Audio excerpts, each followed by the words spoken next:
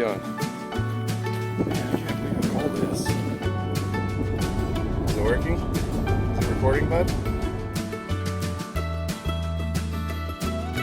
Oh, muddy. Just look at that, guys. Hey, you Papa's Cheez-Its?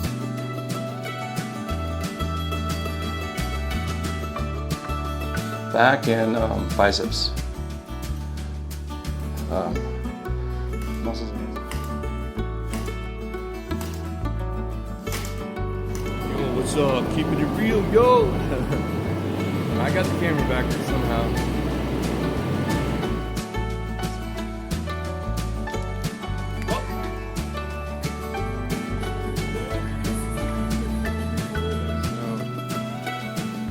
The wind blowing. I don't know if you can see it on the video. It's so crazy.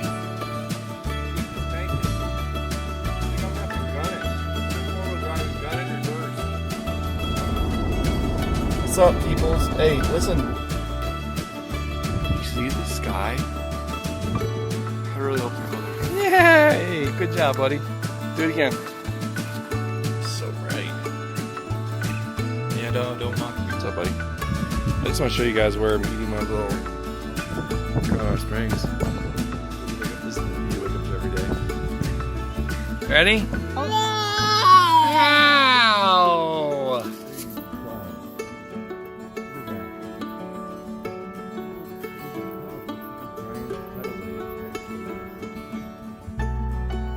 Brr. Trying to get the background there. There it is. I'm too short.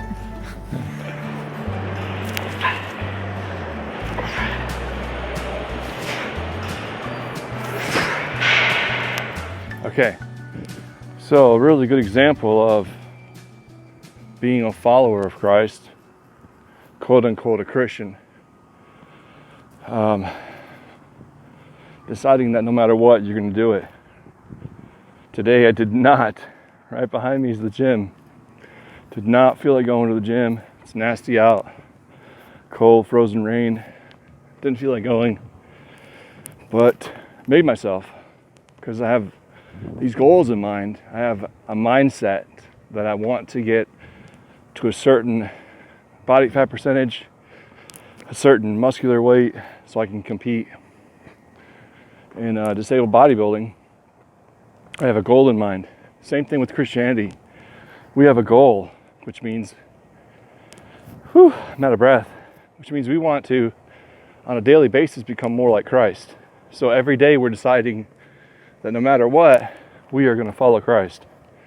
It's a daily effort. It's a daily mindset. And I guess discipline comes in there as well. Paul talks about that to Timothy, about being disciplined in the faith. Because it's not easy being a follower of Christ. But you can do it. Set your goals, set your mindset, and get after it. Just like I got after it today at the gym. Had a really good workout. Hey, buddy. What are you doing in there? What you doing, bud? Taking a nap? Sitting on that heated seat? Spoiled rat.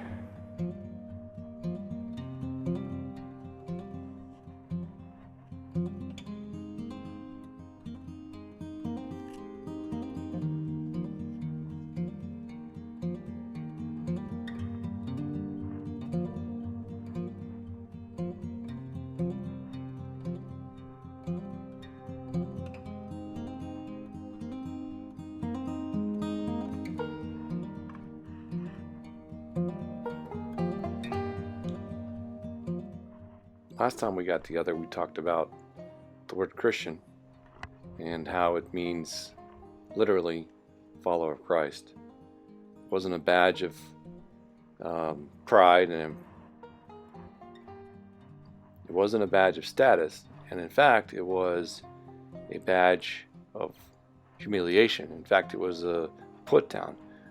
You guys look back at that other study, you can review that if you want to. I'm going to move on, discuss more of the positive side. We're not going to talk about the negative now.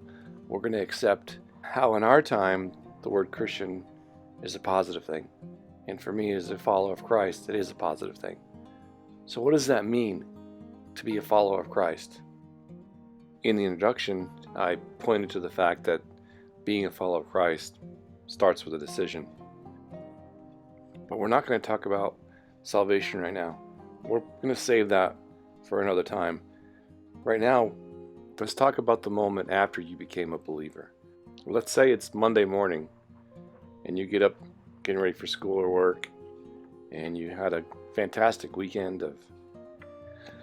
of meeting the Lord and coming to grips with your own mortality and realizing that you need Him in your life. You've accepted His gift of grace. You've embraced salvation. But now it's Monday morning and you are getting ready for work.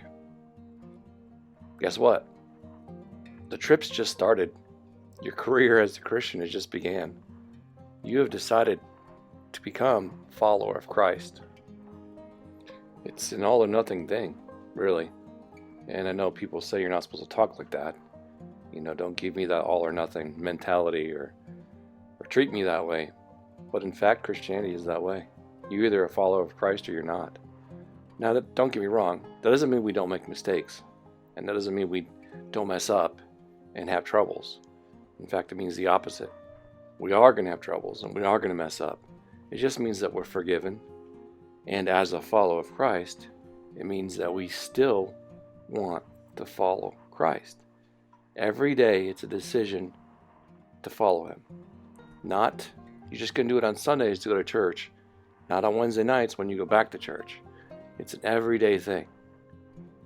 It's part of who you are now. It's part of who you want to be. This decision to follow Christ will be with you forever. Just as your relationship with Christ and God through Christ is forever. It starts, the moment of salvation and will continue on for eternity. It's never going to end. And that applies to your decision to follow Christ. It's from now to eternity. Every moment, every day, it's an active decision to follow Christ. My example about the gym, about not wanting to go. That day it was bad weather. I was in a lot of pain. I didn't feel like going. But what was inside of me pushed me forward to go to the gym and benefit from it. The same thing applies to being a follower of Christ, okay? I want to be a follower of Christ. I want to have that close relationship with Him. So I'm deciding every day to follow Him. Every moment. It doesn't matter if I feel like it or not. It doesn't matter if the weather's bad or not. It doesn't matter if I'm in pain or not. I'm going to follow after Him. It's my decision. It's an active decision. I don't stop doing it just because of things get rough, or just because things don't go the way I want them to, or just because God doesn't answer the prayers that I throw at Him. As a follower, I've decided to trust Him no matter what the outcome, no matter what happens. Do you see what I'm getting at? The word Christian means follower of Christ. It's a decision. It's a decision that you make every day to do and to complete. It's ongoing. It never ends. You never get to a point where I made it. I'm a Christian. Look at me, how wonderful I am. Nope. You're always following after Christ. You're always striving to be better, to be more like Him, to be more loving, to be more giving, to be more forgiving. It's that decision that pushes you on, that makes you a better person. I don't even want to say Christian, because Christian means follower of Christ. If you're a follower of Christ, you should already be a better person. Does that make sense? Listen, the first church understood this really well. They knew every day was a decision to follow Christ. Hey, if you're being persecuted for your faith, if you're being rounded up and stoned to death because of your faith, or beheaded, or thrown into a lion's arena and gorged to death, you're going to have to decide every moment of every day if you're for real, if you really are a follower of Christ. The church experiences the most growth during persecution. It's been proven throughout all history. Every time there's a persecution, the church just blooms. The first believers, who were called Christians, woke up every day not knowing whether or not they're going to live out the day. They didn't know. Were they going to be killed? Were they going to be caught? Were they going to be put to death? It was for real to them, you know. Deciding to be a Christian was an active decision.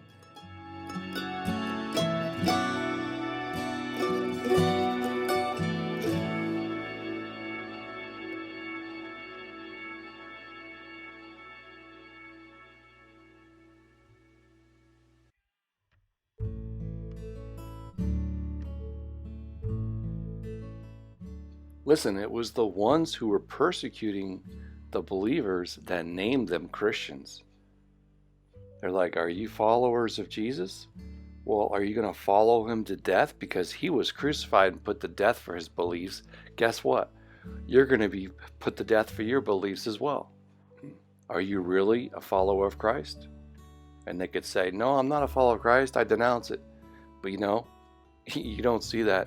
And in fact, if you look at the history of the church, you'll discover that every single apostle, every single writers of the New Testament, with the exception of John, were put to death.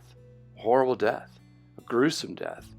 You know, Peter was crucified, but he's like, hey, don't crucify me like Jesus. Why don't you crucify me upside down? Like, you know, I'm not worthy to be crucified like Christ. They said, okay, we'll crucify you upside down. I mean, Paul wrote several books in the New Testament. He was beheaded. Not before he was beaten and flogged several times throughout his life for his faith, because he was a follower of Christ. You see, these people said, hey, you guys are believers. No, we're going to change that name to followers of Christ because you're idiots. You're going to follow him right to his death. Do you see why the name Christian, follower of Christ, was not a term of endearment? It was a put down and a very harsh and cruel reminder that stated, you're going to follow Christ, all right. You're going to follow him right to the tomb, you know. And the believers thinking, oh boy, it's time for the rubber to meet the road. Really? Am I really serious about this decision? Is it for real for me? Do I want to follow after Christ with everything that means, including a life involving persecution and even a gruesome death? Listen, even Jesus warned the disciples about this fact. Here, I'll read you a scripture verse. Matthew 16:24, Jesus told his disciples, if anyone would come after me, let him deny himself and take up his cross and follow me. Jesus repeats this same life or death devotion, this do or die, as the song goes today, commitment, devotion in Matthew 16:24, which I just read to you, Mark 8:34, Luke 9:23, and Matthew 14:27. Being a follower of Christ means being willing to do whatever it takes to follow after the Savior. There's a phrase within these verses that I just told you about that's very important for us to look at in the Greek. For example, Luke 9:23, and then he said to the crowd, if any of you wants to be my follower, you must give up your own way, take up your cross daily, and follow after me. The phrase I want to talk to you about is, if any of you wants to be my follower. In the Greek, it's ai tis thelai. In other words, if you wish. That's how we translate it. But in the Greek, the verb thelo, which we've translated as wish, if anybody desires or wishes to come after me, can be translated as to be resolved or determined, to have a purpose, a deep desire, a longing, full of love. The idea of you love something so much that you're going to desire it or choose it. Once again, the idea of an active decision, being a Christian, deciding that you're going to follow after Christ, is an active decision. It's a desire. It's an intention. There's no wishy-washiness of it. There's no second thoughts about it. Jesus is reminding them in these verses of what Christian life could mean. It could mean a life of suffering and persecution and eventual death on a cross. He was trying to show them that it was a decision that was not to be taken lightly, and it required a daily reaffirming or recommitting to that decision. It was an active participation decision. It wasn't just I'm a Christian, but then when persecution comes along, nope, not me, I ain't a Christian.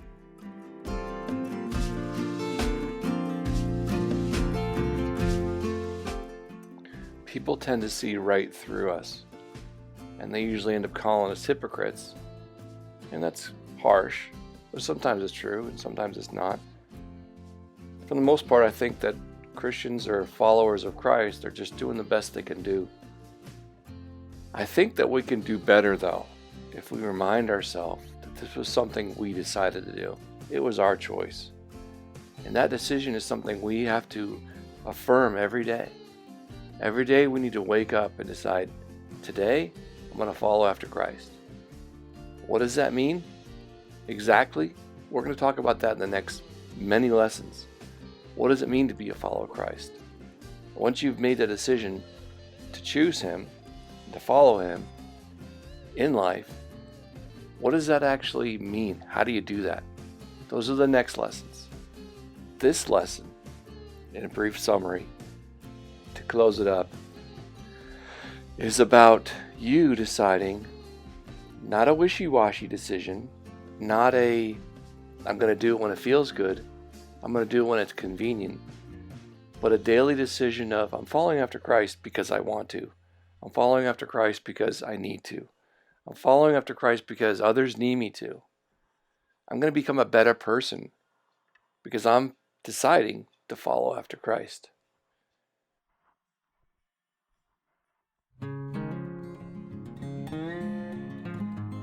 I hope this short lesson on the active decision of following Christ helped you. Stay tuned for more. We're going to get into this a lot more as the weeks go by. All right, guys. I will talk to you soon. I love you all. Be good to each other. And every day, get up and make a decision that you're going to follow after Christ. And even if you fail, like I do many, many times a day, don't stop. Just keep going. Keep carrying that cross. Just keep pushing. Don't give up. Just keep deciding that you're going to follow after Him, whatever it takes. I love you all. Talk to you tomorrow or next week or on the next Building a Camper episode. Fishing with the sunset. All the dragonflies keeping the mosquitoes away. We appreciate that. Got our poles hanging over here. Got our kipper. He wants to catch a fish, right, buddy? You hungry? He's like, yeah, I'm hungry. Oh. Very cool. Very peaceful. And there's the plane. Ruining the shot.